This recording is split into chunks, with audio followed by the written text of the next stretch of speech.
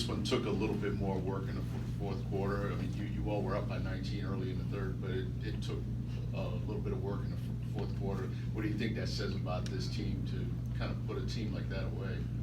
Well, I'm really impressed with Wake Forest. I think Jen's done a remarkable job with this ball club. You know, I talked to her before the game and told her it's been a while since hasn't been hit by the injury bug with some of their go-to players. So I'm really impressed with what they've done.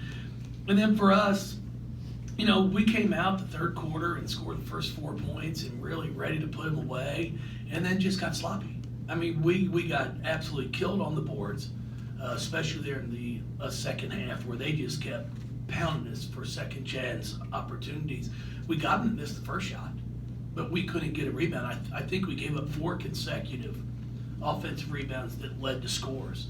And if we want to be able to compete and win big games, at crunch time, we can't continue to allow that to happen. Yeah. As a follow-up, you're looking at ACC play.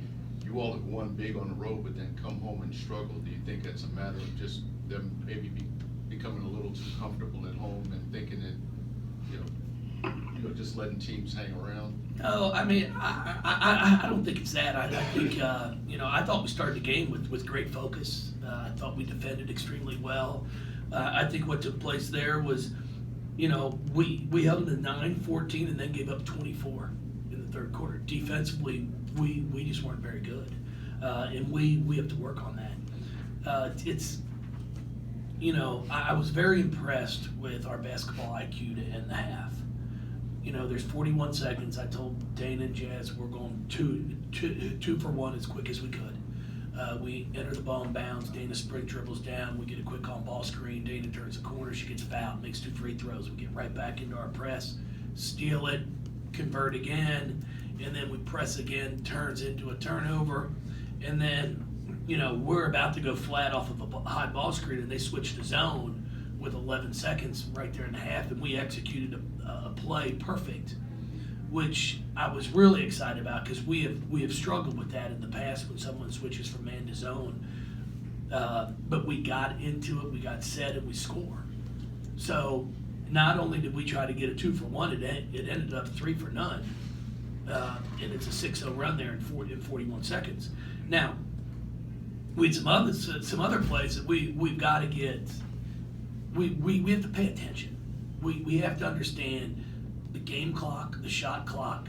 Because like I tell them, I go, guys, I can't play every possession for you. Like, you've got to be able to look at the clock and know, okay, here's what's coming. You know, there's 7 seconds on a shot clock. We always force people into the ball screen. Always force them into the ball screen. And Sharp sits there, and they're coming out the ball screen, and we force her away from it. And then she attacks the sideline, and it's an and one. Like, I can't coach that. It's why I tell them, I'm like, guys, if you do what we ask you to do, and if it doesn't work, it's my fault. I'll take all the blame. I go, but there comes a point in time when you're responsible. You know, just do what we're asking you to do. I'm not asking them to make every shot. I know that's not possible. But I am asking them to put a body on somebody every time a shot goes up. There are rebounds that are going to happen. You know, someone takes a 3, it's hard off the back of the iron. It goes out, you know, 3 feet behind the 3-point line, and they get an offensive board. You can't do anything about that. You know, there were a few possessions the first half. I thought Sharp made some really nice, strong offensive moves. They were good shots. But if we want to have a chance to compete at the highest, we've got to get a little bit smarter basketball as it's going. And we really work on situations in practice. Now I just need them to carry it over. And they can do it because they showed it to me there at the end of the first half. Coach, you were only 9 turnovers tonight, which I know is Yep. tends the number you kind of look for there, but maybe more impressed if you outscored them on points off turnovers, 28-4. Let's talk a little bit about that process. No, I thought we did a great job, especially in the first half, of forcing them in turnovers and converting off of them. And then, I mean, it's kind of, then they kicked our tail on second chance points. You know, so it's 16-6. So we outscored by 24, they outscore us by 10. It ends up being a 14 advantage, and the final score is 14. You know, so that's the thing for us is you can't do really well on one and then not show up on the other. So that's the challenge that we're going to put in front of our kids. Just being able to have focus through all phases of the game. Coach, Jazz went out later in the second quarter. Looked like she had blood. Had to go to the locker room. Can you tell us what happened there? And when I think she got hit in the nose. You know, she started to bleed a little bit, and then they just went, took care of her. She came back. I thought she played great. Well, the pressure you showed tonight, is that something you can fold in the rest of the season, or is it just kind of a situational deal? Or It's game by game. Yeah, it's definitely for us game by game. You know, against Miami on Thursday night, if we had tried that, they would have shot 100 layups. But I thought at Miami we did an unbelievable job of going under screens, making them shoot over us, and keeping them in front of us. So for us, it's more of a who are we playing? What's their personnel? What do we think our advantage is? And then trying to make sure we take advantage of it. I think you had 4 fouls in the entire first half, maybe 8 in the third quarter, something like 14 total in the second half. Was that just a factor of the sloppiness that your team coming out of the locker room had? No, I didn't think it was. I didn't think that. I'm not sure what took place a few times there in the second half. It was quite interesting. Mikasa did a wonderful job defensively, straight up. You can't teach it any better.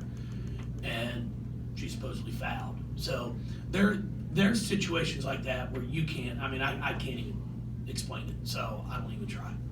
Does it affect your tempo? Does it get less of your offense? Obviously, if the ball stopped, it slows things down. We talked, we like to get out and run, but you can't run if you don't rebound the basketball. And that's what really hurt us in the third quarter, not just the fouls, but the offensive boards that we gave up. Some of the things you want to work on as you get ready for your next opponent that you saw today that you think maybe need improvement on? Well, our tempo at the offensive end of the floor. I want to see us get into things quicker. Sprint off of screens, sprint on with cuts, not hold the ball as long. I thought we held the ball at times. It got stuck. And, it was everybody. So I want to see the ball get up the floor quicker. I thought Dana did a really nice job there in the fourth quarter on 2 or 3 possessions of throwing it up over the top to Jazz. We get, she gets fouled on the one. She got actually fouled on 2 or 3 of them. Then we get the ball up the floor to Mikasa. So we're going to have to just continue to work on our tempo offensively. What things do you like out of Yassine, little by little as she becomes comfortable? Well, she plays so hard. It's the one thing. She constantly moves. She is one player that I never have to tell to move without the ball. She likes to score. And if you continue to move, there's an opportunity that you're going to get the ball. And right now, she's shooting it at a pretty high clip the past 5 or 6 games because she takes good shots. And if she continues to do that, and then she rebounds the ball. She had 5 boards in 19 minutes, goes 3 of 5 from the field. She's playing really, really well, which is good for us because we need depth. Anything else? All right, everybody. Thank you all so much.